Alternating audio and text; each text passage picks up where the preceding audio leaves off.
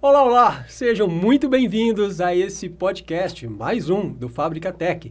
Esse projeto que foi criado para incentivar, para ampliar a visão das pessoas que querem entrar no mercado de trabalho, sobretudo os jovens, tá? E hoje aqui comigo eu tenho dois personagens incríveis, com histórias de vida assim, que vai gabaritar o nosso objetivo aqui desse projeto, tá? Olha só, um começa ajudando a mãe a vender roupa no Brás e hoje tem uma empresa de tecnologia.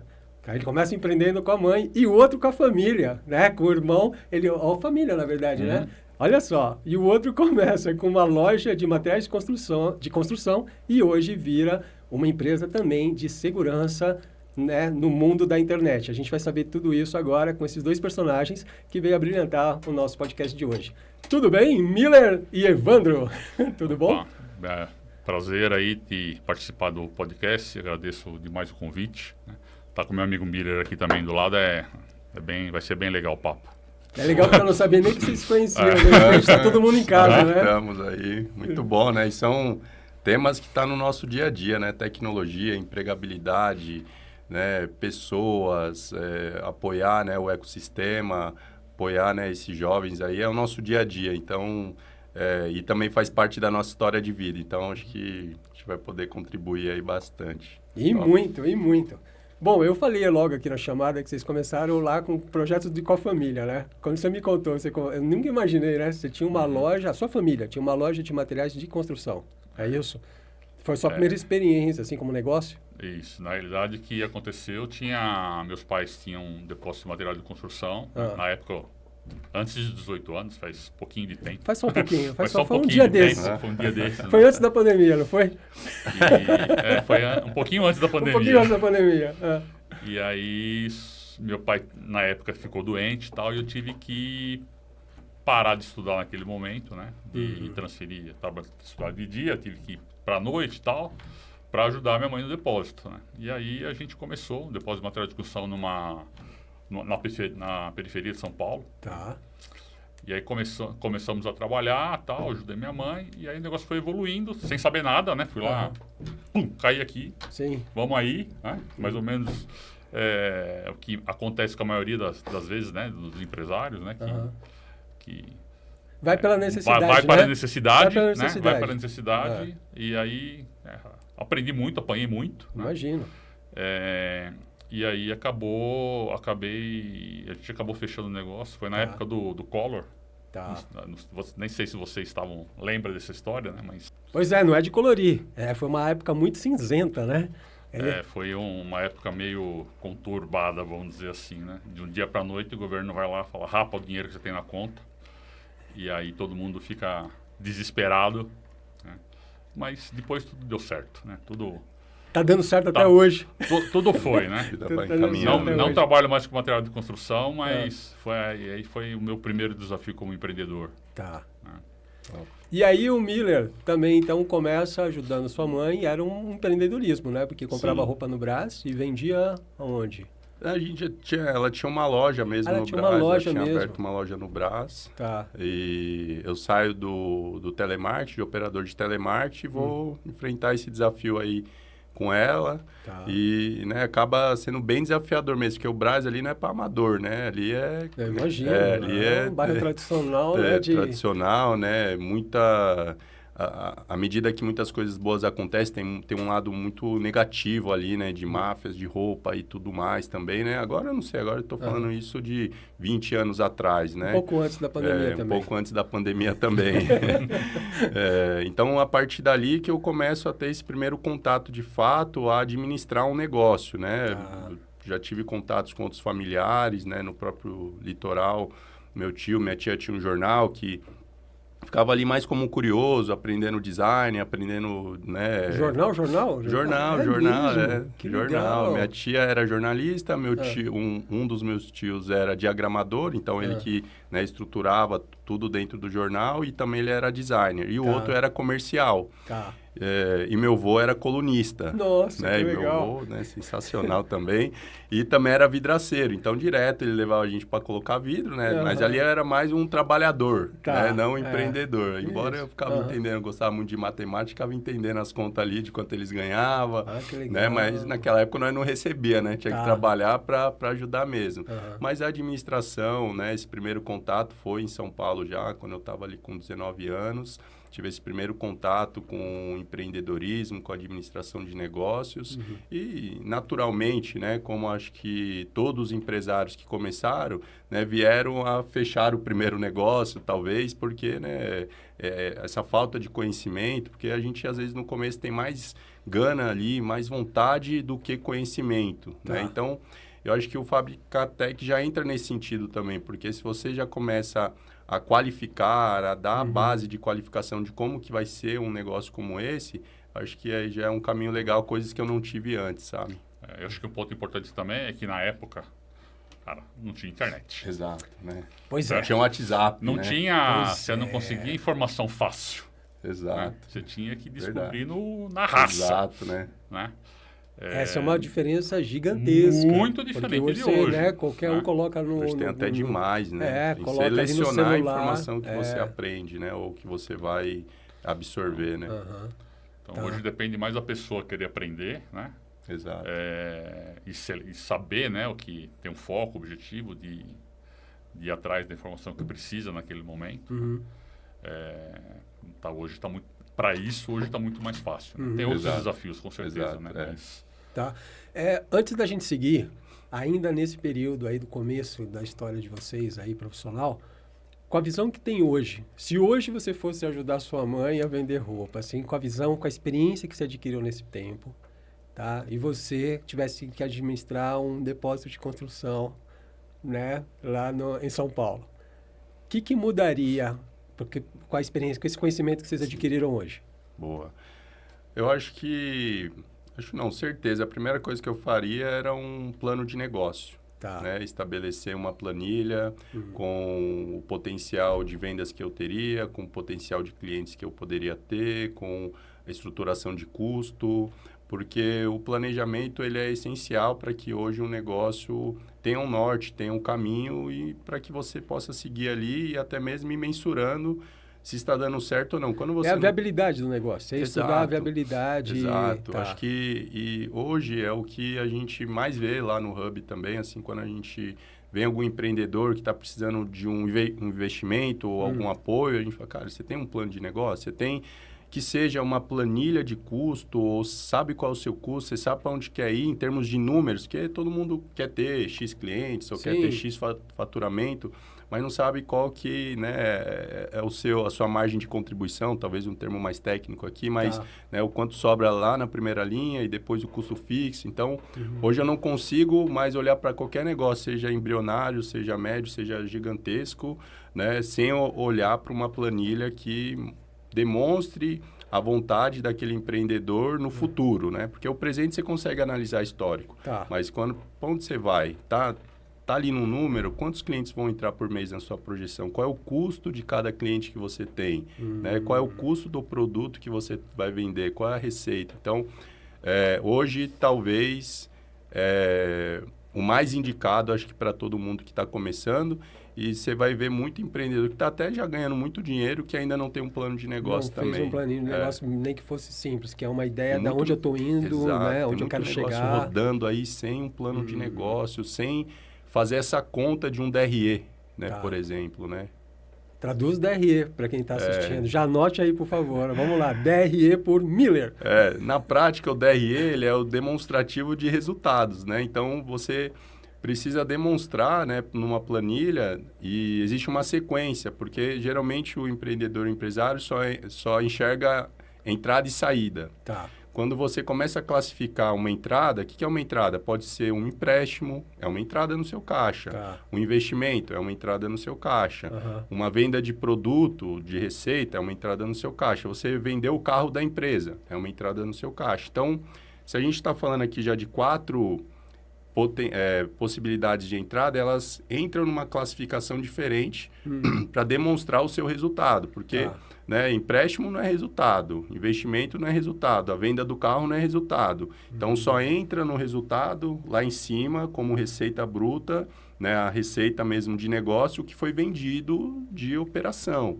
E aí você tem as despesas para poder... As saídas, né? A saída que é o custo para eu poder entregar o produto, a saída do custo fixo, o pagamento do empréstimo, o pagamento do investimento, entra em classificações e quando você nomeia essas saídas e essas entradas, você consegue ter uma estrutura de um DRE e mostrar e ter a visão do que realmente, como está o seu negócio. Basicamente isso, não sei se ainda foi muito técnico. Basicamente, a gente acabou de ter uma aula de empreendedorismo, né? De graça agora, né? Como é que começa um negócio, né? Exato. Como que você tem que se preocupar para montar um negócio. E você, pensando lá na loja da sua família, olhando agora com a visão que você tem de hoje, assim, o que você acha que faltou ali, o que poderia ser feito diferente para aquilo prosperar? Medir o risco da decisão que você toma. Ah, tá. Eu já vi, o empreendedor é o cara que corre riscos, mas riscos calculados, né? Então, um ponto que, se eu voltasse esses anos atrás, a primeira coisa pegando o gancho do DRE, o pessoal não gosta, DRE é coisa de contador. Não é. Tá. Também é, vamos Também dizer. é. Também é, né? Mas a visão para... O DRE bate a foto do momento do teu negócio. Né? Um diagnóstico, né? Uma coisa que isso eu aprendi com um chefe meu, né? Falar o seguinte, o que importa é a última linha. O que ele quis dizer? O que importa é a última linha do DRE. Que é o resultado tá vermelha, ali, né? Tá vermelho ou tá azul? Tá, entendi. Porque eu já vi muita empresa quebrar, vendo milhões, só que gasta 2 milhões. E quebra. Claro, né? Claro. Porque o negócio tem que ser sustentável, né? Então, isso é uma coisa que eu sempre levo, né? E a minha meu principal indicador como empresário hoje é qual o resultado do DRE. Né? Show. E a gente olha isso aí todo mês a mês. Mês a mês. Né? Porque isso aí que vai garantir o quão sustentável está a sua operação. A saúde da empresa, né? Saúde da empresa tá aí. E aí é o semáforo, né? A gente sempre fala, cara, é o semáforo lá, cara. Se tá azul, beleza, né? Porque a gente mede uma coisa que é importante também, que é muito diferente. Até a gente bateu um papo um dia atrás lá com o próprio pessoal do ITESCS. Como é que o empresário tem que olhar o DRE, que é diferente da visão do contador. Né? Opa, mais uma dica agora com o Evandro Alves. Vai lá, vamos lá. Quando você olha os resultados, né, você traz tudo para o presente. Né? Então, por exemplo, eu fiz uma venda e o cara me pagou no cartão de crédito em 3 vezes. Tá. Certo? No DRE vai aparecer a venda e o custo daquela venda agora. Nesse momento. Tá. Né? O caixa, certo? Do crédito do crédito do cartão de crédito. Sim. É fluxo de caixa. Né? Tá. Só que eu só vou ter um resultado positivo se o meu DRE naquele período, né, naquele mês que eu estou olhando, tiver positivo. Tá. Se eu tiver em vermelho aqui, lá na frente eu vou... Tá pior, né? Vou dar com a cara no muro. Claro. Já tá me falando... A diferença, então, é que o contador ele vai ver esse momento e vai falar, é isso aqui que entrou, que vendeu contabilmente, e tal. Contabilmente, né? Agora, o empreendedor, ele vai olhar para... Esse dinheiro não está aqui ainda. Eu estou no céu, estou no purgatório, eu estou no inferno. Tá bom. É isso. Né? Tá bom. Então, só para... Legal. Isso é importante, né? E isso, a gente está falando de para empresa, mas em casa é a mesma coisa. Mesma coisa, Eu costumo usar esse exemplo de casa, né? Muitas exatamente vezes. A mesma coisa, a receita é o seu salário. Aí qual é o seu custo variável? Que é o que você tem que é variável mesmo, né? Pô, você vai pegar um pouco para se divertir, né? O seu variável. Vai comprar uma pizza, não sei o que lá. O seu custo para ir trabalhar é o variável, porque se você não fosse trabalhar, você não ia ter custo também. Né? Se não tivesse essa receita, você não teria esse custo. Mas aí você tem que sobrar do que sobra dessa conta, né? Do seu salário, do que você gasta para ter o seu salário, tem que sobrar para ter o custo fixo, para pagar o custo fixo. Então, eu gosto de usar muito essa analogia quando estou falando com alguém que nunca viu ou nunca Isso é legal para todo experiência. mundo, então, né? Montar sua planilha financeira pessoal, fazer essa análise, porque quando for empreender, você já tem a ideia ali. Começa né? por aí, porque já todo mundo empreende dentro de casa, né? Você tem que fazer um balanço do que é o custo fixo, do que é o variável, do que você tem potencial para receber, porque isso é o que vai ditar também a regra do jogo no mundo empresarial. Olha aí, show. Tá, e aí depois desse momento eu queria que vocês passassem assim, pincelando para mim as etapas da vida de vocês, depois desse período de ajudar os pais aí, nessa parte familiar, vocês foram para a vida, e aí vamos lá, Miller. Boa, vamos lá. Da loja de imóveis, da loja de roupa, eu vou para o porta a porta, que é, né, ir lá, de fato, né, o porta a porta é bater palma no portão, né, buscando atrair o residente ali para fora para escutar uma oferta.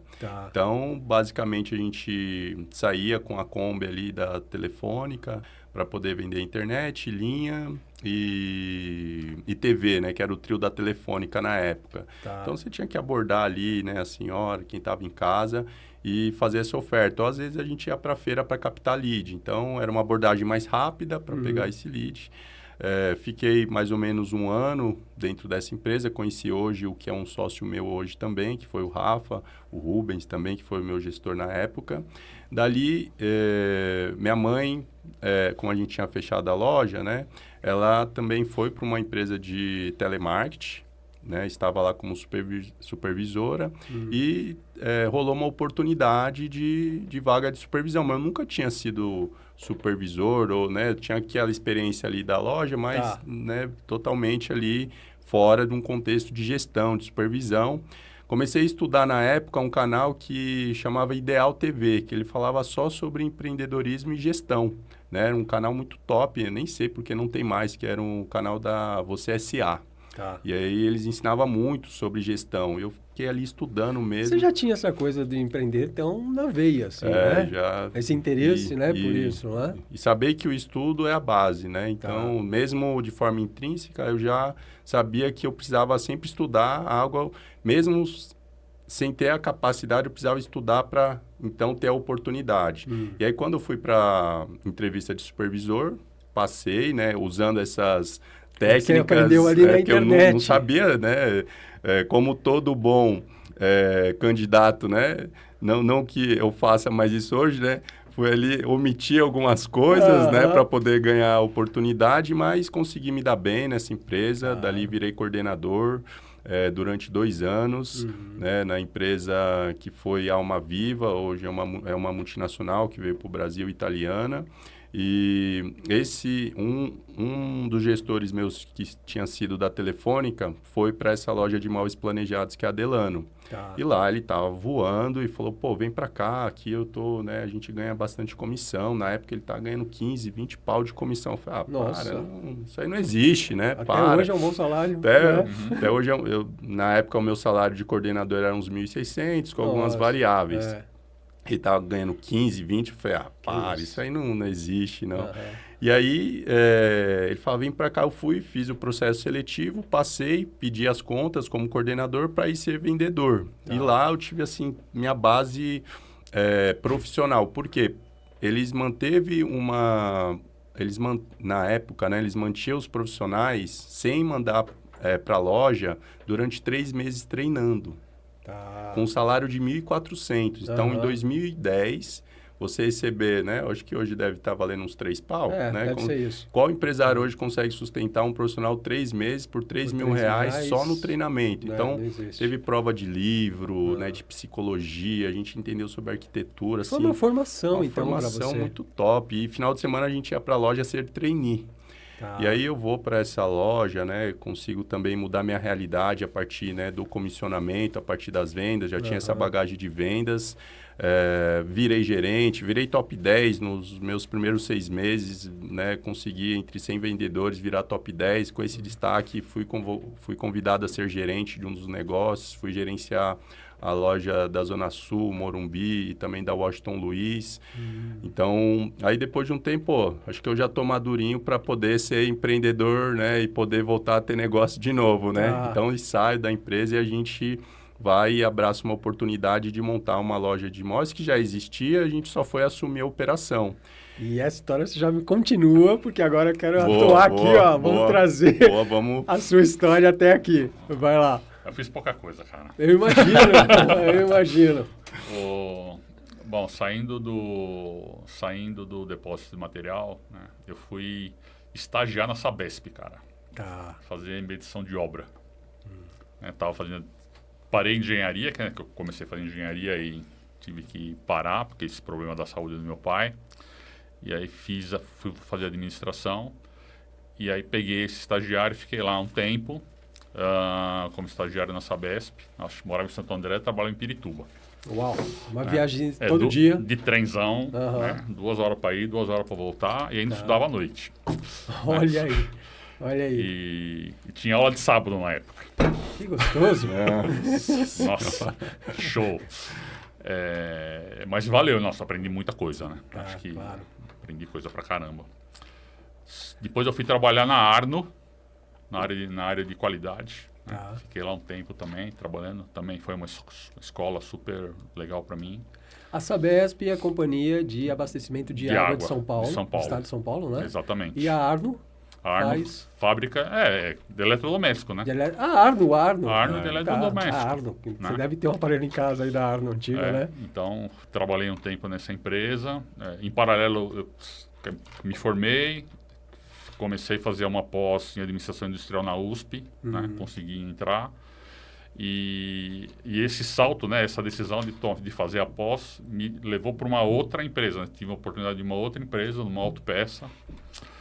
Também fiquei lá, nessa autopeça fiquei lá 13 anos, né? Ela acabou sendo adquirida, era uma empresa nacional, né? Que fornecia peça principalmente para Fiat e para Volkswagen. Comecei na área de qualidade, aí uma multinacional francesa comprou essa... Depois de 6 meses que eu estava na empresa, me lasquei, né? Mas não, cara, para mim foi super bom, porque eu saí da área de técnico de qualidade, né? Acabei virando supervisor, gerente de qualidade nessa empresa. Depois fui para a área industrial, fiquei como gerente industrial dentro dessa empresa. Fui gerente de projeto. Então, desses 13 anos, eu fiquei lá mais ou menos 4 anos a nível de gerência, né? 3 anos e pouco em cada formação. E foi uma escola fenomenal para mim, né? E isso me deu chance de mudar de uma empresa, de sair de São Paulo e ir para a Feira de Santana. Olha aí. Né? Então, foi morar na Bahia. De autopeça, né? De uma indústria metalúrgica, eu fui cuidar de uma fábrica que fazia caixa de papelão. Né? Também foi uma escola, assim, não só tecnicamente, porque quando eu fui para lá, meu desafio era levar o que eu aprendi nas empresas de autopeça, né? Que é Kaizen, toda essa questão de melhoria contínua, tal, redução de desperdício, né? De levar, mas a gente fez um trabalho, conseguiu ter a evolução, mas meu maior aprendizado lá foi lidar com as pessoas. Né? Liderança de pessoas, gerenciamento de pessoas. Por quê? Né? Aqui em São Paulo a gente está acostumado a falar com o pessoal, é muito pai bola, vamos aí, né? E normal. Aqui o pessoal não tem muito mimimi, né? Mas lá eu tive uma dificuldade gigantesca, né? Porque a cultura, estamos dentro do mesmo país, certo? Sim. 2.500 quilômetros de distância. Sim. A cultura toda, parece que você estava em outro país, né? E eu sofri, cara, né? Até aprender. Mas como experiência profissional foi, sim, um negócio bem... É incrível como enriquece, né? Essa bem troca enriquecedor, de cultura, né? E essas experiências diferentes, né? E aí você aprende na marra, né? Talvez o maior aprendizado sempre vem desses desafios, né? Com certeza. E daí eu fiquei 5 anos lá, né? 5 anos na Bahia? 5 anos na Bahia, né? Olha só. Como qualidade de vida, cara... Incomparável. Aí a gente tem que aprender, né? Como é que é. Incomparável, né? Essa parte boa Você aí. tem que aprender como é que é. Assim, puta, quem será que tá certo, né? Então. Quem será que tá certo? Mas isso aí é um parente só. Sim, sim. E aí lá eu tive outras oportunidades também de... tive a oportunidade de trabalhar como consultor da FIEB, a Fiesp da Bahia. Federação da Indústria da Bahia. Da Bahia, né? Tá. Com qual foco? Pequenas empresas que precisavam fazer melhorias de processo, redução de desperdício, que é minha bagagem, né? Como profissional. E foi uma época muito legal que eu acabei indo dentro desse projeto.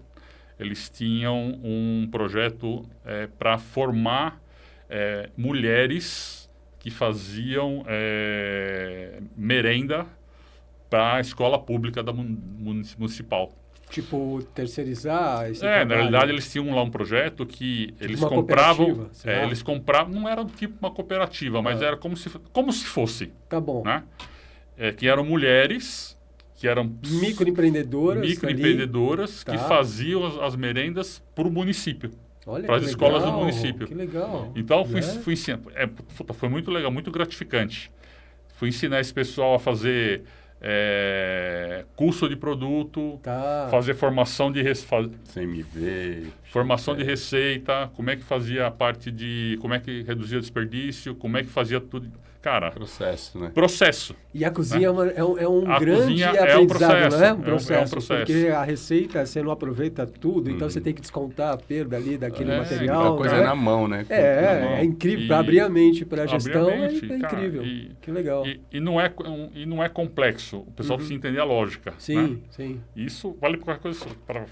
E a cozinha tem também a questão do aproveitamento, né? Porque às vezes você fez aquilo, não saiu tudo, né? No caso de um restaurante, e aí aquilo vai para o lixo, né? Você tem que receita eu posso fazer com isso? E administrar. Até a manutenção, né? De estoque também, que é perecível, né? É perecível. É um desafio legal a gestão de restaurante, né? Para abrir a mente para... Legal.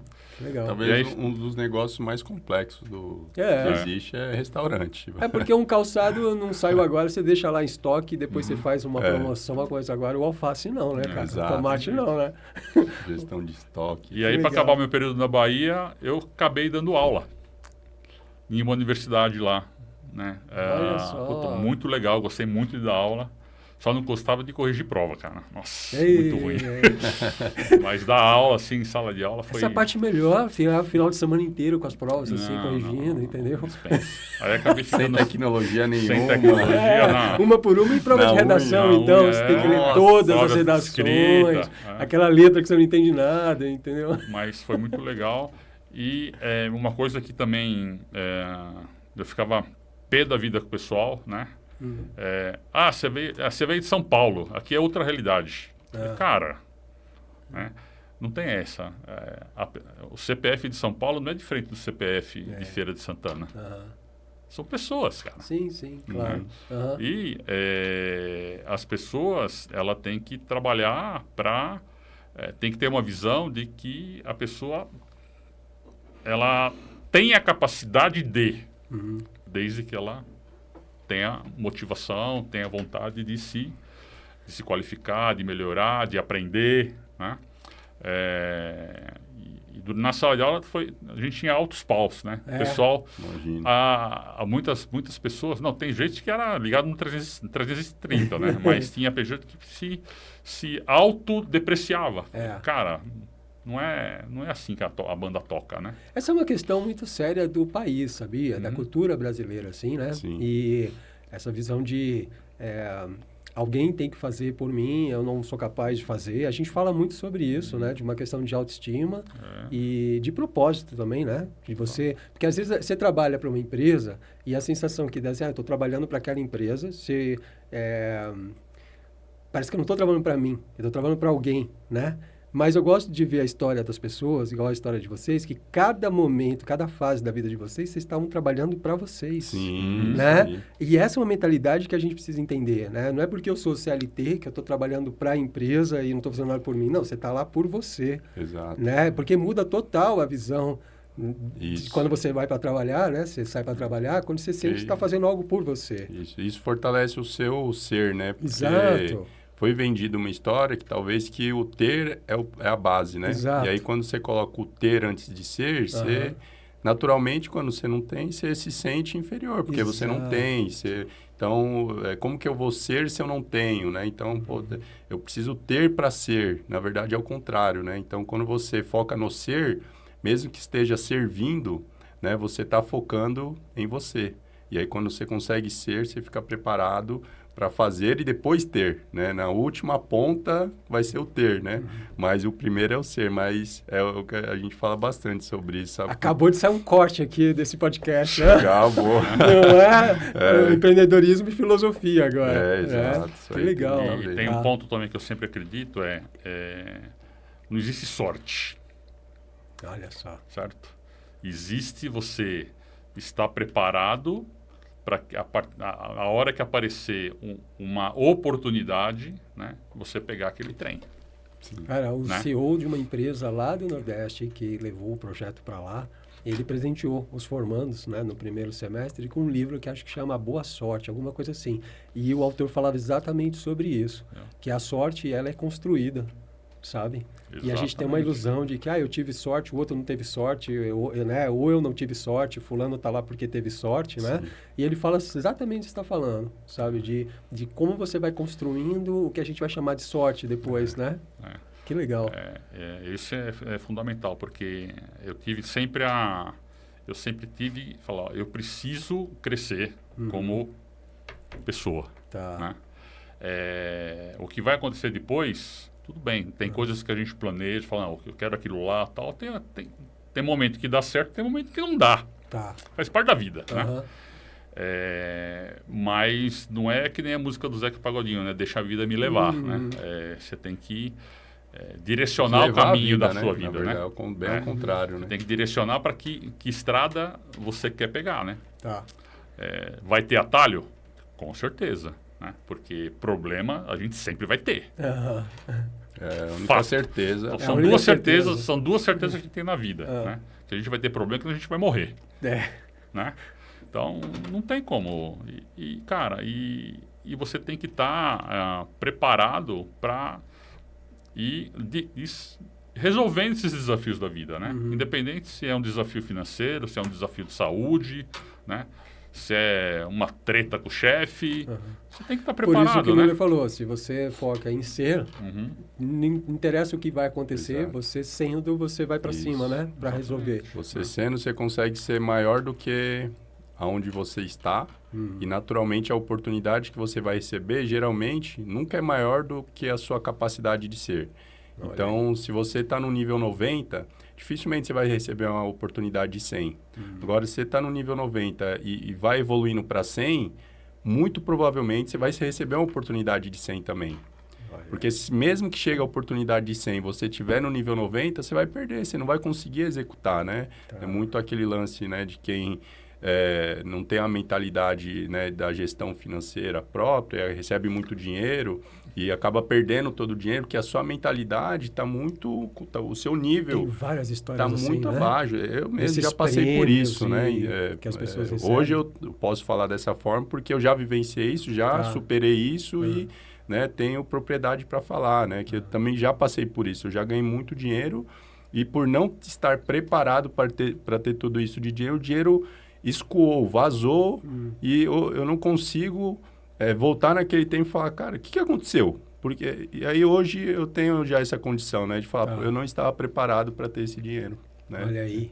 E hoje eu venho me preparando, então sendo já mais capaz de ter o que eu tenho. Porque quando vier, eu já estou preparado. Tá. Né? Então, você se preparar, Você investiu no ser, né? Você é Exato. outra pessoa Hoje agora. eu invisto mais no ser, então eu tô preparando eu. Hoje eu me sinto maior do que as coisas que eu tenho. Olha, Então, para que isso. as coisas que virão, eu possa já ser merecedor, já possa vir para mim e eu possa usufruir daquilo que eu já me preparei para ter. Que legal, show. Me fala uma coisa, depois da faculdade, então aí você sai da Bahia e vem empreender ou ainda não? Na realidade teve um ponto aí que a gente acabou não falando, né? Hoje eu estou na Net Consulting. Tá. Né? A Net Consulting nasceu em novembro de 99. 99. Certo? Tá. A gente fez vai para 26 anos agora. Né? Que legal. E como é que a Net... Deixa eu só acabar a Bahia, vamos lá. Tá bom. Vai lá. Aí o que acontece? Aí nesse período na Bahia, a gente falou, eu já trabalhava na Net Consulting em hora extra, né? Tá. Desde 99. Né? Tinha 2 empregos. Mas a Net Consulting sempre foi sua? Eu fui sempre sócio. Então você já começou a empreender ainda estando na Bahia?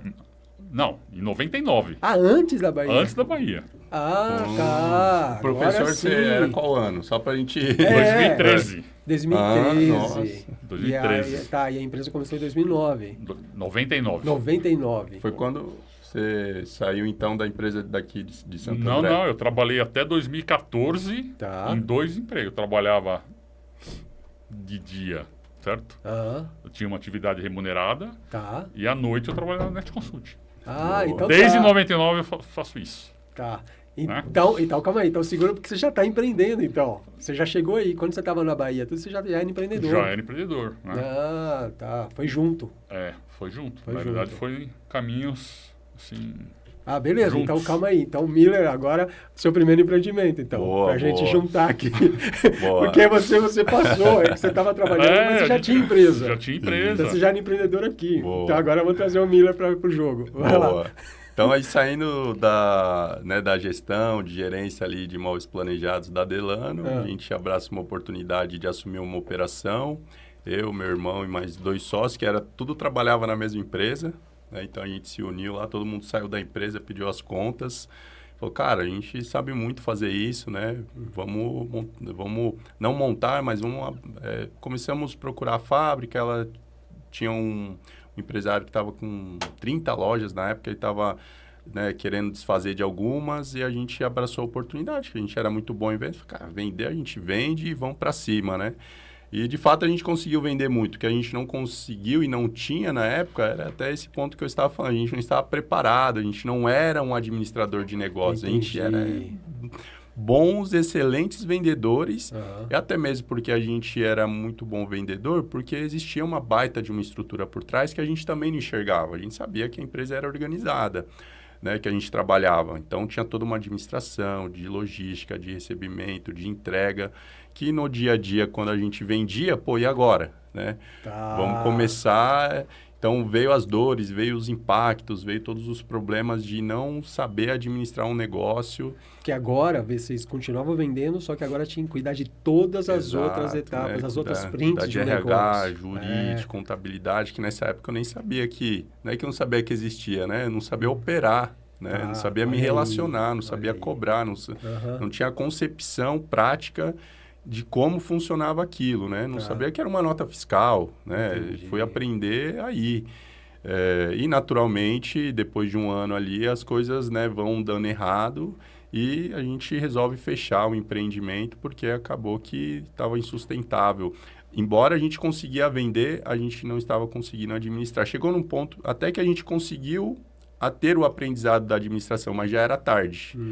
Só que, né, por prudência, a gente falou, cara, vamos encerrar, senão daqui a pouco a gente vai entrar num problema que a gente não vai conseguir entregar os móveis, né? Isso aqui, é o sonho das pessoas. E a gente conseguiu fechar a loja. Na época, a gente recebia muito em cheque. Então, lembro que eu fui na fábrica, deixei lá quase R$500 mil em cheque. Falei, não vou conseguir entregar, tá aqui os cheques, vocês entregam, porque já era uma responsabilidade da fábrica. Tá, né? entendi. Mesmo se a gente não desse os cheques, eles tinham que entregar. Eles tinham que entregar. Né? Só que, por idoneidade, né? Vamos lá e entregar os cheques. E era o que precisava de fato, por mais que era um fluxo de caixa futuro para a fábrica, né? Eles tinham que entregar quase que a maioria no presente, mas era um dinheiro que eles, de já fato... tinha lá uma garantia. Tinha para poder receber. E aí a gente fecha, Então, Se esse você foi... já conhecesse o Evandro nessa época, né? Ele já ia montar um plano contigo ali, organizava tudo, né, para você. Exato, eu não tinha boas referências de empresários, eu não tinha boas conexões nesse sentido também. Então, e todos os amigos ou parceiros empresários era mais ou menos isso, né? Só que o nosso negócio era muito complexo. Então, eu tinha amigos que empreendiam, que também nem sabiam o que era um DRE, não sabiam o que era um jurídico, não sabiam, mas só que era um negócio mais simples de operar. Ele estava ali se dando bem, lucrando, conseguindo, né, mudar sua realidade. Então, até a referência de sucesso estava errada. Né? Porque, ele conseguiu, também consigo, a gente consegue vender, mas só que administrar, entregar, então esse foi o meu primeiro aprendizado. E até diferente aqui do Brasil, né? Talvez a gente olha lá para fora, muitas vezes o quebrar, o fechar um negócio é muito tido como um aprendizado.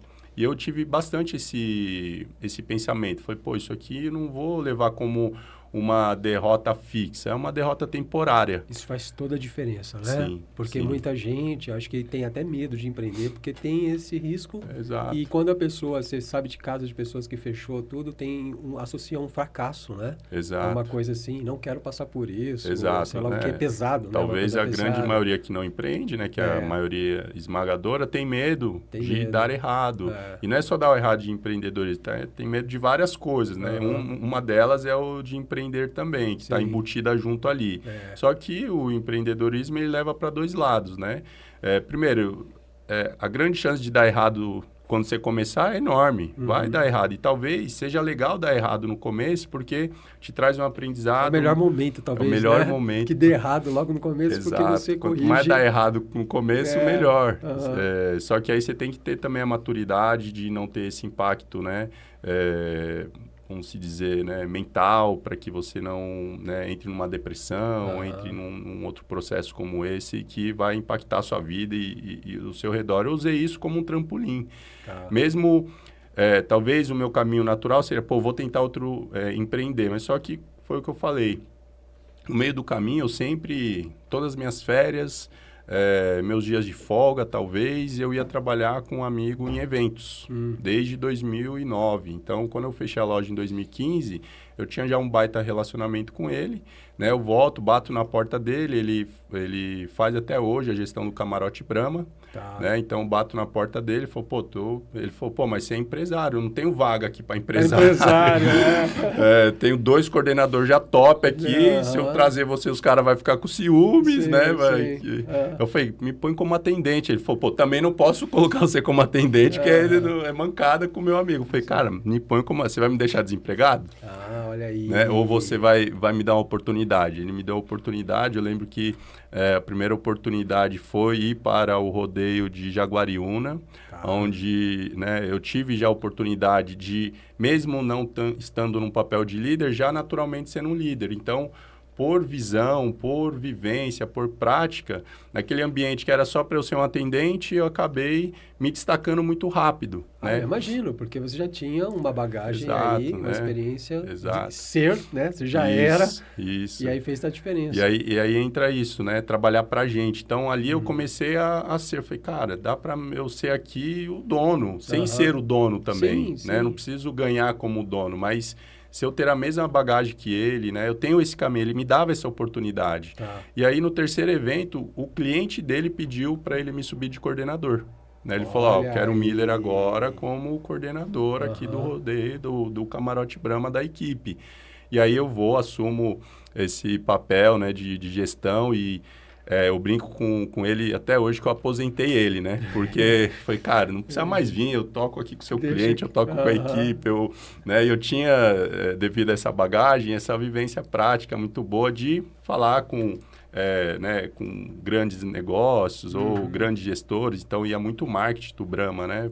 Pessoal do marketing, então às vezes tinha que falar com a operação e eu estava lá na linha de frente, que deveria ser esse meu amigo que era dono da empresa, às vezes ele ficava em São Paulo e a gente ia viajar, eu que organizava a equipe.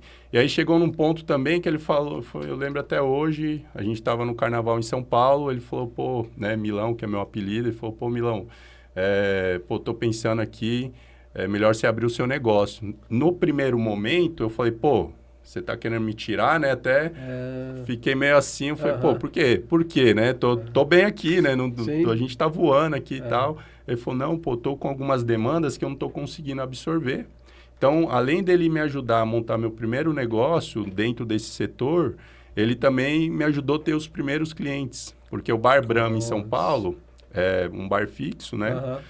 Era o mesmo dono do camarote, que é, né, itinerante.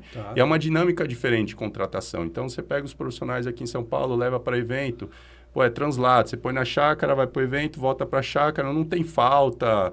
Não tem, né? Porque tá todo mundo aqui... Tá tudo junto, tá. Isso. Agora, já em São Paulo, se você tem que seja um evento, 2 dias, nunca vai ser o mesmo público de profissionais. Porque hoje o cara vai, amanhã ele fala, putz, não vou mais. Entendi. Né? Porque ele tem que ir para casa, né? Enfrenta todos os desafios que a gente sabe, né? De transporte, viver em casa, de morar em São Paulo, né? E às vezes ter a oportunidade de não ir apenas, já é... arrumar uma outra oportunidade que vai ganhar um pouquinho mais, ele falta. Então, era uma dinâmica diferente que ele também não gostava. Ele falou, pô, eu quero pegar o pessoal aqui, vou ficar 10 dias lá, e todo mundo que eu contratei vai trabalhar os 10 dias e tá tudo certo. Nem tem como a pessoa ir embora, né? Isso, tem, mas quem vai, mas né? Diferente, Porque quando você vai para evento, você não paga para beber, não paga para comer, não paga translado. Então, pô, e toda a experiência, né? É muito bom trabalhar. Nossa, eu adorava, né? Viajar. Vou deixar já meu cartão aí.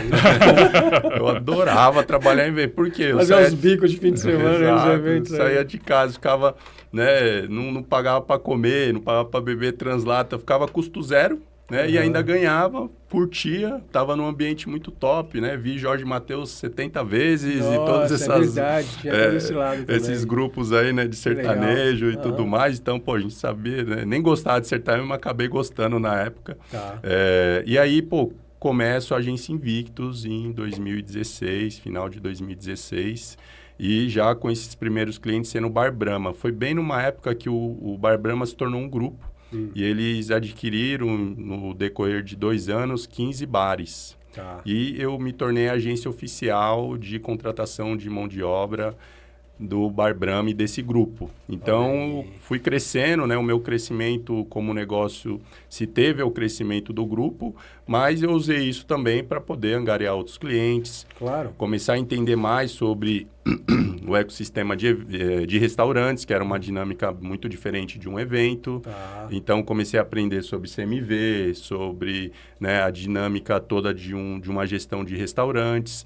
Aí comecei a aplicar treinamentos, aí que a gente entra com o projeto social, de ir nas favelas, começar a treinar a galera, porque aquela base é o que já alimentava o meu banco de talentos para eu poder fornecer para os meus clientes. Eu ia nos meus clientes e falei, pô, terça-feira tá vazio aí o seu bar? Não, eu posso trazer 20, 30 profissionais para fazer um treinamento?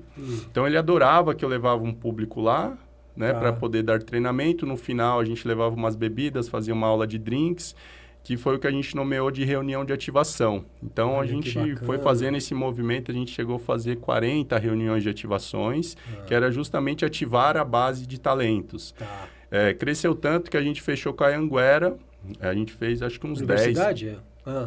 Ele cedia uma sala de aula inteira lá, que cabia 100, 130, para que a gente pudesse fazer palestras sobre o mercado de restaurante, entretenimento, e cedia a sala de culinária para que a gente pudesse dar aula de drinks. E aí eu comecei a me conectar com marcas de bebidas, a gente foi para serviços de drinks, começou a fazer buffet de drinks.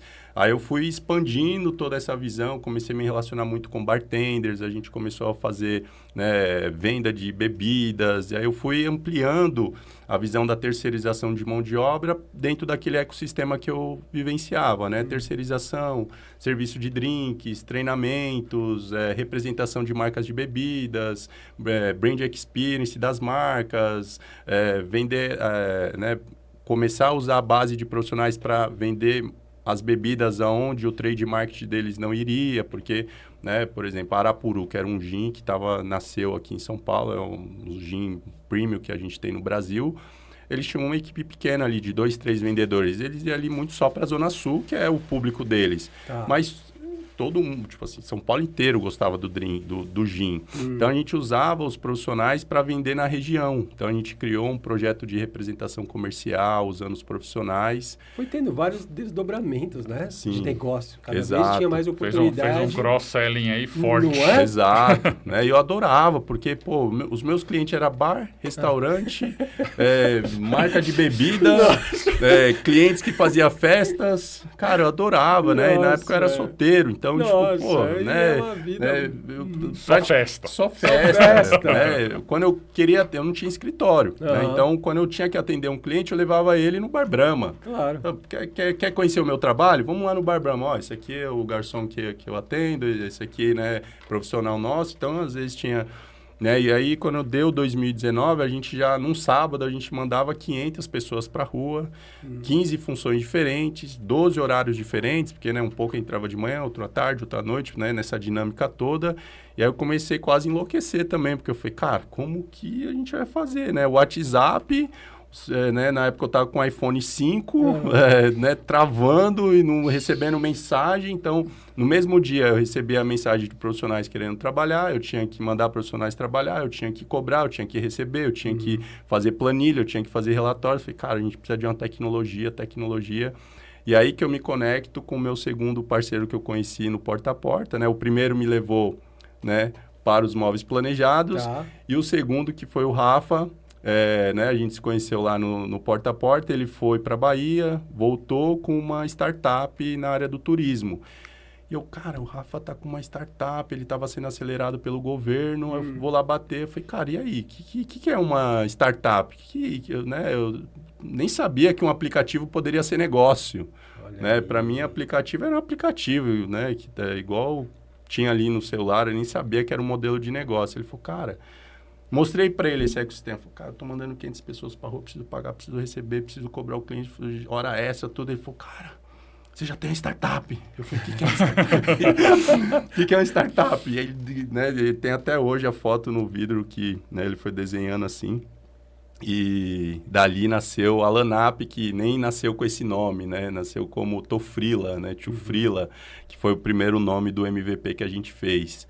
E a partir dali eu me apaixonei por esse mundo de tecnologia, por esse mundo de, né, agilidade, porque eu sempre fui tecnológico com o que eu tinha na mão. Forms, né, Google Sheets, né, o aplicativo ali que facilitava alguma etapa do processo, mas não tinha concepção que era um desenvolvimento de um software, por exemplo. Aí ele falou, cara, pelo estágio que você está, nem dá para a gente começar a desenvolver. Vamos fazer uma consultoria para que eles possam extrair da sua mente esse modelo de negócio. E aí ele falou, ó, é o melhor a ser feito, porque a gente vai conseguir prototipar e tá. E ele trouxe, né, orçou pra gente, aí a gente escolheu lá o Johnny, que é um baita desenvolvedor, que faz toda a concepção, e a gente começa a prototipar toda a Lanap, tirar toda a ideia para fora, e nessa eu já trago também esse meu parceiro que, né, me contratou, que ajudou a montar o negócio. Falei, cara, vamos junto nisso aqui. Sempre com os amigos, né? Sempre com os sempre amigos. A gangue organizada, sempre a conectado. E em 2019, a gente começa a desenvolver em agosto de 2019. Quando dá fevereiro de 2020... A pandemia. E a gente ia lançar aí, mas dá uma pausa. Então segura na pandemia que a gente tem que trazer o Evandro para a pandemia. Vai lá, Evandro. Você falou que começou em 1999, né? A Net Consulting. Eu acho que é uma história bem legal, porque como é que a Net Consulting nasce, né? Eu estava lá, meu irmão fez tecnologia, né? Meu irmão é meu sócio. Até hoje. Olha os parça aí de novo. Tudo mafioso esses caras. Irmão, amigo. E aí... Lembra quando não tinha internet? Não é da minha época, mas eu lembro que minha avó contava que não tinha, que tinha que discar. Nessa época aí, né? Meu irmão trabalhava num dos primeiros provedores de internet do Brasil. Online? Não. Não era AOL, não. Não, era junto com a AOL, ele chamava NetPoint. Tá. E ele conheceu todo o negócio, né? De falar, puta, infraestrutura, montava, conhecia. E aí deu uma febre todo mundo querer abrir provedor de internet. Né? Não só em São Paulo, mas no interior de São Paulo e tal. Tá. E aí ele conheceu um cara, falou, Alessandro, que é o nome do meu irmão, falou, cara, eu quero que você monte um provedor de internet para mim. Me faz a lista do que você precisa que eu vou comprar. Né? Não, você é louco? Não, cara, você vai montar para mim. Olha aí. Né? As coisas acontecem, né? Ele falou, tá bom. Fez a lista, o cara foi lá, comprou. Bora para Itapetininga, certo?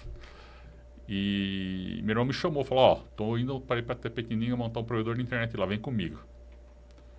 Falei, aqui? Tu tá louco? Uhum. Não, cara, vem comigo, eu preciso de ajuda.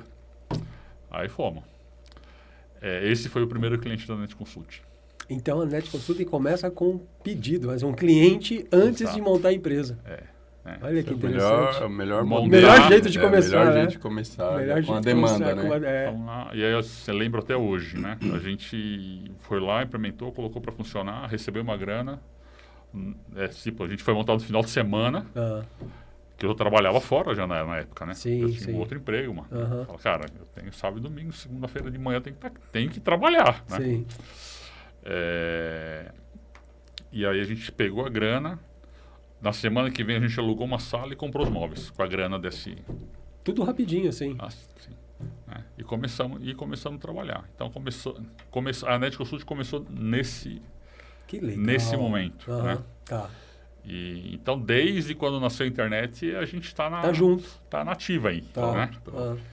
E sempre trabalhando nesse até 2014, né? Até 2013. Eu quero saber que momento que você deixa tudo e foca... Passa a trabalhar na Net Consult. Em 2014, eu falo, cara, eu não vou trabalhar mais para os outros, já cansei de engolir sapo, né?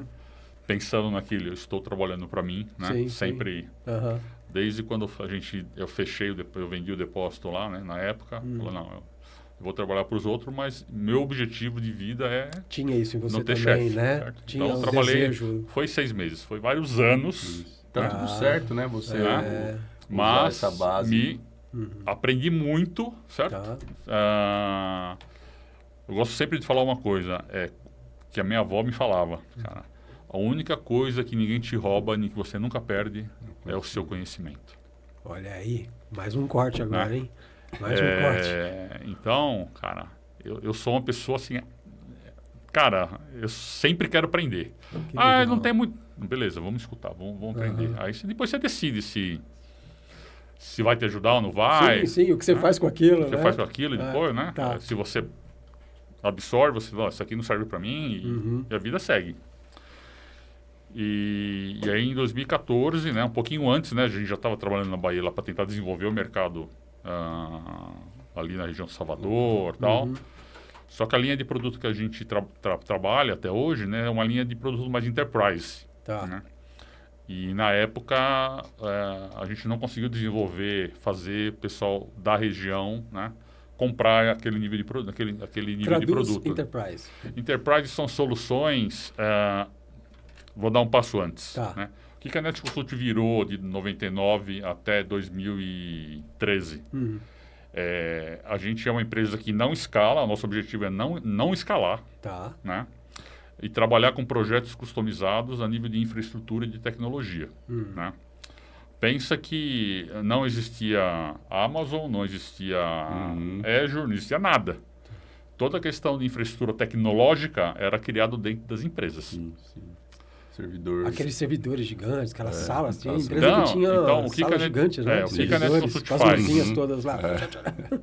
Desde aquela época, monta projetos de infraestrutura, né? De servidor, comunicação, redes, né? Comunicação entre localidades. Esse é o core da Net Consult, né? Hoje a gente continua fazendo isso, só que é muito mais complexo, né? Usando a nuvem, inclusive. Né? Porque aí tem um movimento de híbrido, a gente acredita muito no modelo híbrido. Né? E então, por que não é que não existia demanda, né? O mercado era muito pequeno, né? E o nível de consciente ainda, o nível né? de consciência, né, da necessidade de investimento era baixo na época. Né? Falei, cara, não dá para me desenvolver aqui, vou voltar para São Paulo porque eu estava lá, só que trabalhando aqui. Sim. Né? Falando, não justifica. Sim. Né? E aí, dezembro de 2013, eu volto e aí fala, cara, sento. Sento na cadeira. E um ponto na época muito importante, tinha uma função legal, um salário legal. Eu falei para a esposa, vou sair, vou trabalhar na Nest Consult. O que ela falou? Você é louco? Como é que a gente vai comer? Mulher quer segurança. Mais um corte aí, ó, cara. Isso eu acho que todo empreendedor então, passa por isso, né? Cê é louco. Toda história passa por esse momento de que, E eu vou te falar o seguinte, eu me arrependo de não ter feito antes. Olha só. Mas tudo bem, faz parte da vida, Tá, né? tá. Passamos o perrengue, tudo bem, mas Sim. estamos aqui, né? E aí a gente sentei, então na Nest Consult a gente tem 2 diretorias, né? Uma diretoria técnica, né? Porque o que a gente vende é 200% técnico, né? Que fica com o meu sócio, né? Essa diretoria, e eu fico com a diretoria de operações, que é o resto da empresa. É aquilo que você precisava lá na época da sua, né, da empresa de loja. Precisava de um cara desse que cuidasse do resto das operações. Inclusive vendas, né? Inclusive vendas, tá certo. E a gente está focando nisso, só que além dessa questão de projetos de infraestrutura, né? Tá na nuvem. Cara, não existe nuvem, né? Nuvem existe, tem nuvem e tal. Mas o que existe é servidor, switch, firewall, tem equipamento. Alguém comprou equipamento, né? Então essa nuvem, no fundo, ela não é vapor. Não é vapor. Alguém fez investimento lá, né? Para rodar a nuvem. Disponibilizando na nuvem. Para rodar a nuvem, certo? Tá. Então a gente ainda continua fazendo isso. É legal sacar isso, né? Porque a gente fica falando que tá na nuvem, é como se estivesse no ar. Mas esse ar, na verdade, tem endereço, né? Está baseado, então, sempre numa estrutura... Tem, em algum lugar uma estrutura física. Então, por exemplo, física. A Amazon, por exemplo, ela tem uma baita de uma estrutura fixa que disponibiliza isso na nuvem para que os outros possam consumir. Exatamente. São servidores de milhares de metros quadrados. Só, cara. Tem a Amazon, qualquer provedor de nuvem. Né? A gente trabalha com um parceiro que tem um data center, o cara tem 250 data centers no mundo. Olha aí. E não é um hack. São milhares de hack em cada data center. Cheio de servidor. Né? Então, isso aí não fica invisível para a maior parte das pessoas. Né? Claro. Você me deu agora eu estou com uma ideia que a nuvem está carregada, densa. Né? Não é aquela coisa do vapor que estava no ar. E de vamos colocar 5 anos para cá, né? Teve um up na digitalização, né? De todo mundo. De tudo. Hoje tudo que você faz é digital. Pode ser mais complexo, menos complexo, né? Sim. O celular é um computador hoje. Sim. Né? E o que a gente começou a fazer? A gente criou uma BU, né? Uma unidade de negócio focada em cibersegurança, né? E a parte de resiliência digital, que a gente está chamando agora, né? Que é mudando um pouco o conceito, né? Que todo mundo tem que ser resiliente digital. Por quê? Né? A mesma coisa que na vida a gente tem problema, né? Em algum momento da vida a gente vai ser hackeado. Como se fosse um sistema de defesa? Vai ser hackeado em algum momento, né? Então, ontem, o que aconteceu ontem? O Banco Central lá, quase 1 bi. A CLM foi invadida, pegou um monte. Estão falando de mais de 1 bi, certo? Que foi roubado. E não sei se os caras vão conseguir ver esse dinheiro de volta. Né? Nossa, isso é uma falha de segurança? Isso é uma falha de segurança, né? E esse tipo de empresa é o que mais investe, né? O mercado financeiro é o que mais investe em segurança. Né? E mesmo assim, foi invadido. Por quê? Né? A tecnologia está disponível para o bem e para o mal. Claro, claro. Né? O ponto que a gente brinca é quando a gente está falando do lado do mocinho, a gente tem que cuidar de cibersegurança, mas uma porrada de coisa. Né? O bandido só tem que cuidar de falar... Não precisa olhar para DRE, não precisa olhar para DRE, não precisa olhar nada. Certo? Eu preciso...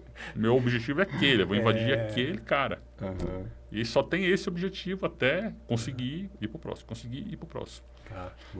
Então a empresa era uma empresa que trabalhava com hardware antes, com estrutura, e depois agora foi migrando para esse lado de proteção de dados.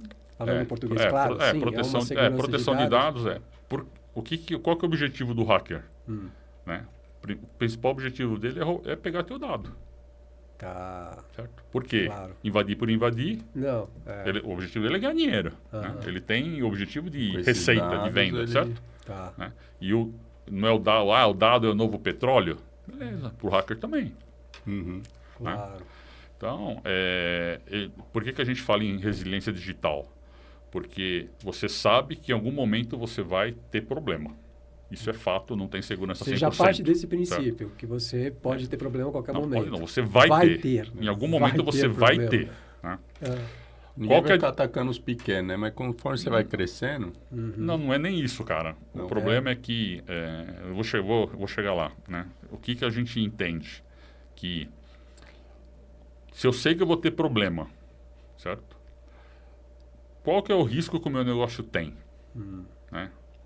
É aquele exemplo que a gente estava batendo papo antes da gente começar. Né? Tem uma empresa de e-commerce, certo? Qual que é o core da empresa? É vender via e-commerce. Só que ele não tem só isso. Ele tem lá sistema de RH, né? Sistema de folha de pagamento, tem que cuidar de terceiro, tem que cuidar de logística. Isso aí são sistemas que complementam o core do cara. Sim. Né? Então, qual que é o nosso objetivo quando a gente entra numa empresa para fazer uma avaliação de risco? Fala, cara, qual que é o core do teu negócio? Primeira coisa, identificar Nesse caso o core da empresa. É o e-commerce, cara. Tá. O que não pode parar, se parar... Prejuízo gigante. Gigantesco. Tá. Cara, pegando esse exemplo, a plataforma de e-commerce não pode parar. Eu não posso ter... Lá tenho todo o meu faturamento, tenho dado de cliente, dado de cartão de crédito. Beleza. Quais são os sistemas que são periféricos a isso? Esse. Beleza. Então, qual é o risco que você tem hoje dentro da plataforma de e-commerce, que é a joia da coroa, que a gente brinca, né?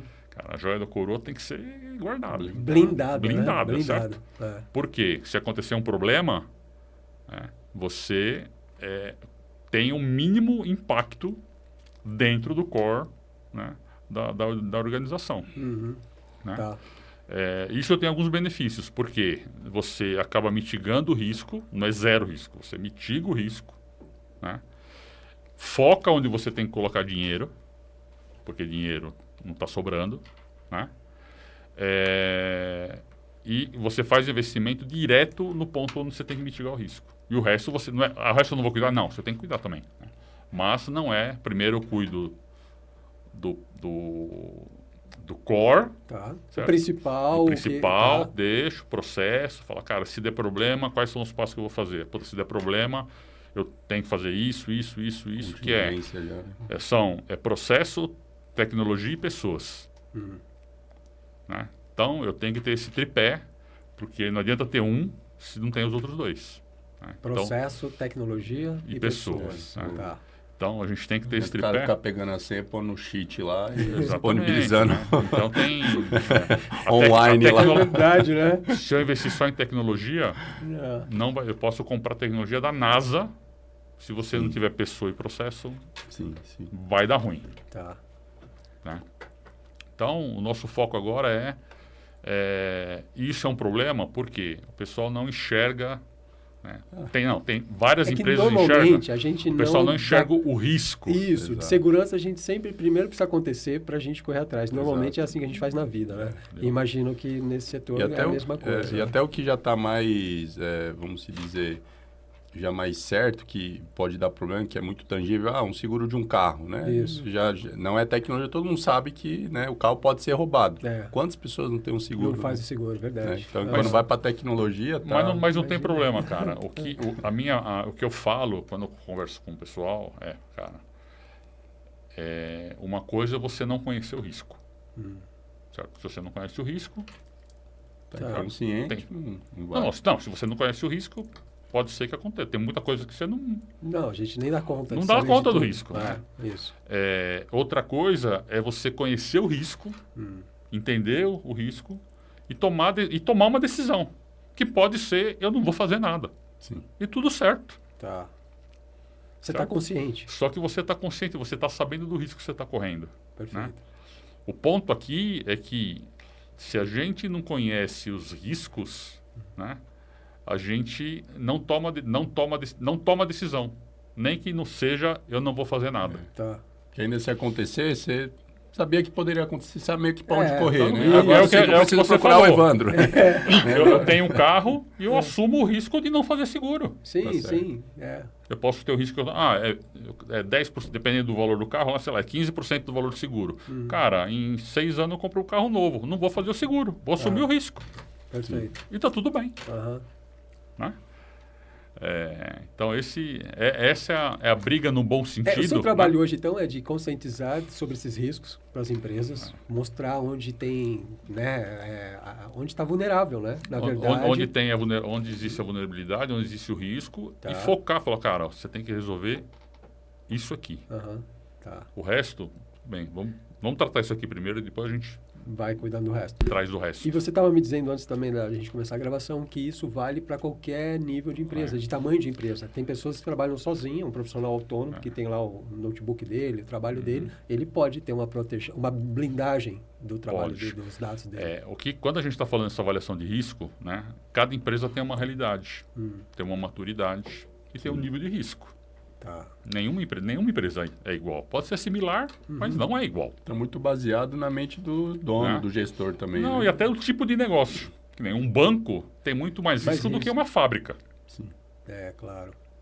Né? Mas cada um tem os seus riscos. Nível de risco. Tem o seu nível de risco.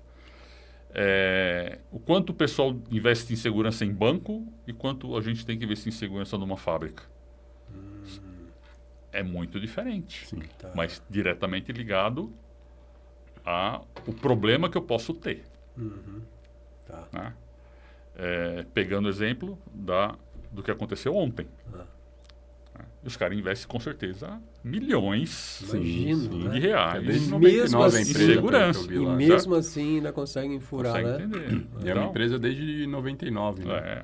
Com Não é certeza. nova. E para esse tipo de problema não existe um fato. É que nem o pessoal até estava assistindo uma reportagem hoje de manhã, o cara fez um seguinte comentário. Fala, cara, esse tipo de ataque é igual acidente de avião. São várias coisas que acontecem ao mesmo tempo que gera ocorrência. Tá. Não é uma coisinha só de nada. Não né? é uma coisinha só. Né? Esse tipo de coisa que aconteceu ontem. Tá. Né? Mas existem empresas que o cara não tem nada e tudo bem, fica, conta com a sorte. Né? E pegando esse gancho, né, o que a NetConsult tem como premissa, como propósito? Né? A gente fala que a gente tem um propósito de democratizar a utilização de cibersegurança, né? E com o objetivo de melhoria nessa resiliência digital.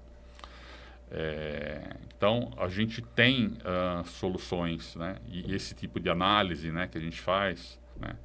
Nosso objetivo não é vender, eu quero vender produto A para o Miller. Não, o objetivo não. Fala, cara, entender o que você precisa, certo? E eu gosto mais do nome resiliência digital do que cibersegurança, sabe? Eu acho que Legal, dá mais né? proximidade. Fala, resiliência digital, eu quero conhecer mais, quero entender, quero pôr na minha empresa, né? Agora, cibersegurança parece ser... Nome feio, né? Tipo, eu tenho um banco, Tem um vou banco, precisar né? não tem um banco, né? Então, aí o ponto qual que é o risco? Não, profissional liberal. Tá. O cara está lá, trabalha no notebook em casa, né? Só que o cara acessa banco. Acessa um monte de coisa. O cara né? acessa, O sei lá, seu ecossistema RP, tá ali. né? Tudo está lá. Tá. Cara, se zerar a tua conta do banco, o que acontece? Tem gente que com celular, né? Tem gente que tem Celular, tanta coisa né? no celular que Então- quando é roubado, né? A pessoa fica maluca, não é nem pelo aparelho, mas é pelas E eu coisas estava que ela até tem falando, ali. e eu até estava Né? comentando com o Yoda, né? A gente tem clientes, né? A gente tem uma cliente lá que tem 6 pessoas, Tá. certo? Na equipe dela. Ela usa a mesma tecnologia, né? Que a gente provê para ela, que a Vale usa, Boa. Olha que legal, tá vendo? certo? Com Só que preço proporcional. com preço proporcional, cara. Ah. Paga por usuário por mês. Sim.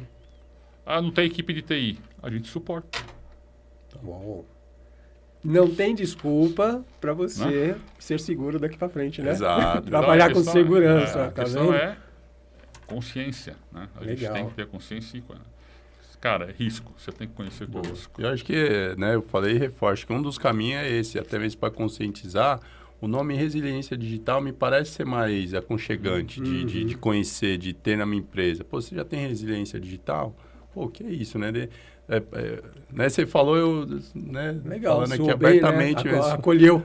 Acolhe, agora o Acolhe. cibersegurança, parece que, né, você já tá muito, eu tenho que ser muito... Tipo, não é pra mim, né? né, parece ser Legal. algo caro, às vezes, né, pelo nome, sem contar né? isso, Então, é às verdade. vezes, a própria forma de A gente está nesse... classificar.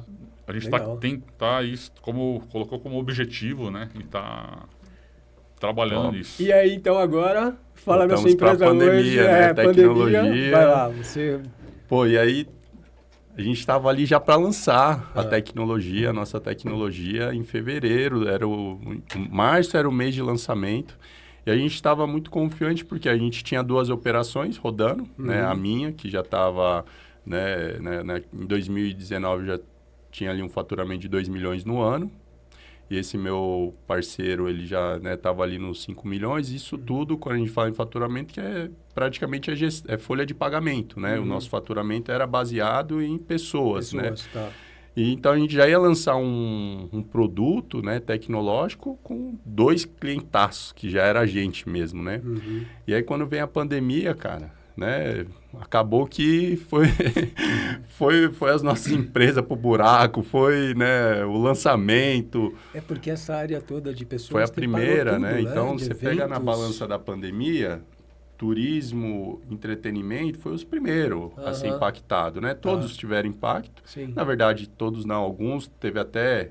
né, aumentaram na pandemia, mas se pegar nessa balança, entretenimento, turismo, né, foi o primeiro a ir pro pau, foi o primeiro a falar, cara, bar e restaurante fecha, né, não pode mais curtir, né, então isso quebrou todo o ecossistema. Parou aquela sua festinha lá, né? Parou minhas festinhas, velho, isso é louco, acabou comigo. Acabou contigo, vai ficar em casa agora. E cara, foi assim... né? E novamente vem a resiliência, né? Vem essa visão de, cara, né? A tecnologia estava pronta, eu tive um impacto muito grande no faturamento, não só em não ter mais o faturamento, mas como a gente trabalhava e recebia, o meu principal cliente, que ele fez? Falou, cara, agora eu fechei todos os meus restaurantes, não tem como eu te pagar, só que na época eu tinha que pagar ali naquele mês uns 180 pau de folha, né? E acho que eu tinha uns 60 mil no caixa, então... Eu entrei numa gestão de conflito com mais de 400 profissionais que também não tinha mais emprego, não tinha mais receita, não tinha mais renda, não tinha mais... né? Se eu estava desesperado, imagina eles, né? Claro. E aí, putz, juntei todo mundo num grupo, abria de manhã e à noite o pessoal para me detonar lá, mas eu falava, não adianta, não tem o que fazer, né? Não, mas se vira, você tem que pagar. Eu falei, cara, não é assim, calma, eu vou pagar aí... nessa mesma época, a gente já estava prestando que um desses serviços do ecossistema se tornou uma consultoria para bares e restaurantes também, né? Antes da tecnologia, com a agência Invictus. E aí, uma hamburgueria, né? Que é a Black Trunk, lá da Vila Madalena, ele fechou e falou, cara, eu só vou voltar quando voltar tudo isso aí. Eu falei, cara, não faz isso não, faz assim. Mantém a equipe de cozinha, que a gente vai assumir o delivery. Você não precisa pagar R$1 pra gente. A gente assume o delivery, quando der lucro, você dá 40% do lucro pra gente. Mas até lá você sustenta a operação. Cara, a gente fez essa proposta maluca, ele aceitou já logo de cara. Ele falou, cara, beleza, porque só dele estar fechado, ele ia gastar mais. Ele ia ter custos direto. Ele ia ter custo, né? Ele topou. Então, ali foi de março a setembro, quando basicamente teve a primeira volta ali, né, da pandemia. A gente ficou nesse restaurante, eu lembro de até ir fazer entrega também, né? Com carro, que não tinha moto, tudo, né? Claro. Tava com o carro fazendo. A gente foi usando a tecnologia dentro desse mini ecossistema que foi essa hamburgueria, fazendo a gestão dos profissionais, pivotando algumas coisas em termos, né? Que a gente estava... vamos começar a fazer drink delivery, né? E fazia drink no saquinho, mandava com gelo, né? Fazia, né, tentava criar várias coisas ali, ajudando alguns ecossistemas, né, de apoio e mantendo ali a tecnologia. Era muito baixo manter, na verdade, né? A gente tinha um custo ali de R$2, R$3 mil. Falei, cara, vamos manter, quando voltar, né, a gente volta com ela a milhão.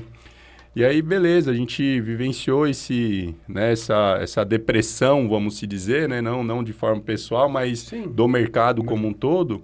Mas foi muito bacana, porque teve a possibilidade de a gente se manter num local, manter as conexões, recebia parceiros, clientes, porque a gente estava com uma baita, o lugar era muito top mesmo, assim. E a gente recebeu o pessoal lá. E aí aconteceu uma coisa muito boa, porque uma das minhas profissionais de 2019, ela foi trabalhar de gerente numa empresa de logística, que era uma startup que tinha acabado de receber um aporte. Tá. E que chama-se, não sei nem se existe hoje, chama Facili, que era um e-commerce social. E aí ela, tô precisando aqui de 5 freelancers para logística, ficava embalando comida, né? A gente falou, né? A gente ainda é uma terceirizada, né? Você foi colocando essas pessoas... colocamos 5, aí chegou em outubro, ela falou, dá para mandar 20? Dá para mandar 20, é dinheiro, a gente tá trabalhando. Claro. Chegou em dezembro, dá para mandar 50? Aí a empresa passou por uma segunda rodada, recebeu, se eu não me engano, quase 1 bilhão. Assim, foi para valuation de 1 bilhão. Não, o aporte não foi de 1 milhão, mas o valuation foi para 1 milhão e receberam acho que uns 200 milhões. Traduz valuation, rapidinho. O valuation é o valor de mercado da empresa. Tá. É o quanto que a percepção dela, o quanto que o mercado enxerga ela, o quanto ela vale. Que nem sempre o que vale é como um carro, né? O carro está lá, tem um valor ali que chama que é a tabela FIPE, né? Agora, a empresa, ela é valorizada muitas vezes pelo potencial que ela tem de ser uma empresa maior no futuro. Além do valor físico dela, isso, vai pelo conhecimento dos donos, vai pelo mercado que ela está. Então, isso se define um valuation que tem umas 3, 4 formas de calcular. A forma talvez mais básica seria você pegar o faturamento do ano e algum mercado faz vezes 2x, vezes 3x. Na época de startups fizeram até 10x, né? Então, tô faturando 1 milhão, uma empresa vale 10. Miller, só te interrompendo aqui, a gente está com o nosso tempo estourado, tá? Mas você viu que o papo voa, porque é muito legal, é muito conhecimento, né? 2 pessoas aqui que são 2 enciclopédias de empreendedorismo, gestão e tudo mais, tá? Eu queria, então, que você falasse rapidamente, apresentasse a sua empresa hoje, o que você faz, tá? E a gente vai continuar esse papo no outro momento, porque tem muita coisa para falar aqui que eu já percebi. Tem uns projetos sociais ainda, então, né? Tem muita coisa para a gente conversar. Tá? Bacana. Apresenta para a gente sua empresa hoje, Legal. que eu sei que agora você está na área de tecnologia. Sim, né? sim. Vai lá. Então, aí, a Lanap hoje, né, ela vivenciou essa pandemia, então já é uma empresa... né, vencedora, sobrevivente, hoje no mercado de RH. Então, a gente olha muito para a digitalização do processo como um todo. A gente brinca que nosso maior concorrente é a informalidade, porque né, a gente não olha para outra tecnologia como concorrente, sim para um mercado enorme que não usa tecnologia. Então, quando a gente precisa assinar um contrato, quando você contrata um profissional, você ainda precisa assinar esse contrato, captar os dados, captar os documentos, assinar um contrato, a gente faz isso em instantes, que o profissional recebe um link, insere os dados, sobe os documentos, já vem um contrato para ele assina, eu já lanço ele no e-social, que hoje é o sistema que o governo usa para registrar de fato esse profissional como seletista ou intermitente, que é o que a gente olha muito. Depois disso, a gente precisa registrar a jornada dele de presença. Então, a gente tem aplicativo com geolocalização, reconhecimento facial, que vai realizar o registro de jornada. Quando a gente fala jornada, é o tempo de trabalho que esse profissional tem dentro do negócio. Hora extra, banco de horas. Então, a nossa plataforma ela tem mais de 100 configurações. Facilita a vida dos RHs. Facilita a vida dos RHs, né? O RH, como todo, ele tem ali umas 20 jornadas, né? É uma jornada gigante que tem 20 etapas quase, né? A gente olha basicamente para 3. A gente olha para admissão, porque antes de admissão você tem recrutamento, você tem aquisição, você tem né, toda a visão de marca empregadora. A gente já olha ali para o momento que você contrata esse profissional. A gente olha para o momento que você precisa controlar a presença desse profissional. E a gente olha para o terceiro momento, que é o pós, que você precisa pagar esse profissional. O nosso mercado principal que a gente atua, como é freelancer, às vezes você tem ali 1.000 profissionais para pagar. Então, imagina pagar isso na mão. Né? Então, hoje, com um único pagamento, a gente consegue distribuir esses pagamentos para todos os profissionais.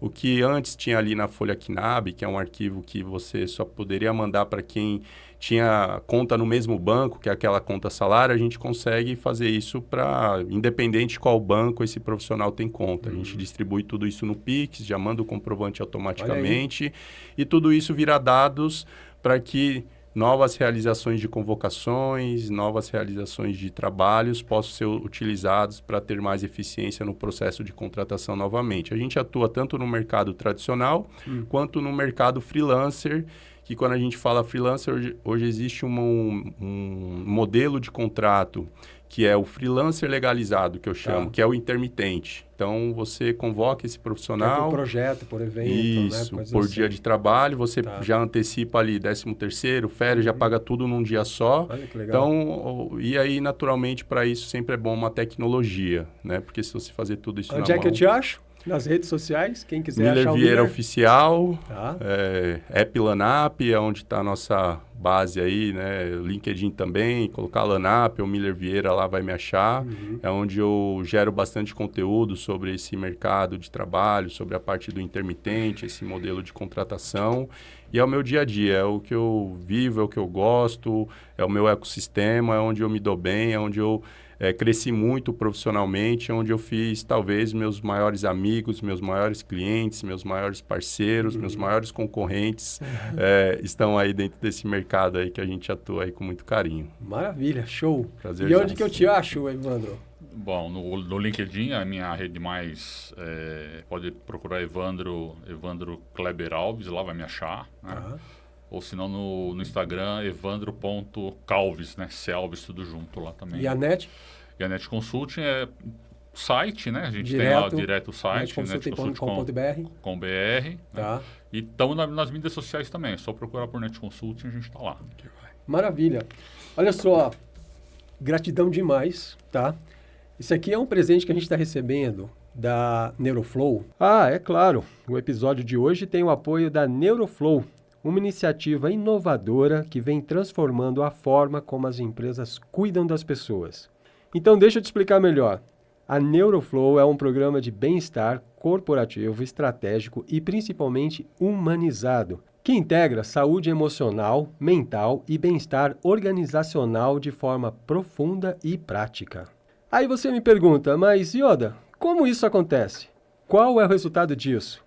Fácil de responder de uma forma bem simples. Eles ajudam empresas a construir ambientes mais humanos, conscientes e saudáveis, com impacto real na cultura, produtividade e nos resultados. Diferente de outras metodologias, é muito mais do que a certificação da NR01.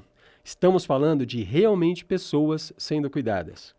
Ah, e tem mais! Agora vem o melhor de tudo. Se você é empresário ou gestor e está ouvindo a gente, a Neuroflow preparou um presente especial.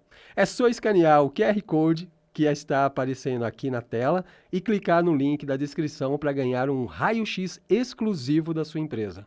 Clicou no QR Code, você vai direto para o WhatsApp deles, eles vão começar sem burocracia. Aproveita essa oportunidade. É um baita passo para quem quer liderar com mais consciência e construir empresas mais humanas, saudáveis e prósperas.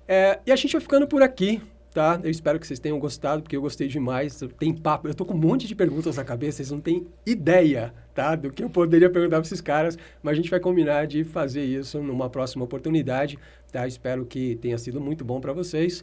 Foi bom para vocês? Não, foi legal. Valeu? Foi Sempre bom, sempre bom. Quero agradecer mais uma vez a presença de vocês, né? Desse tempo dedicado aí para o nosso projeto, tá? E a gente vai ficando por aqui e a gente volta no próximo Fábrica Tech. Até lá!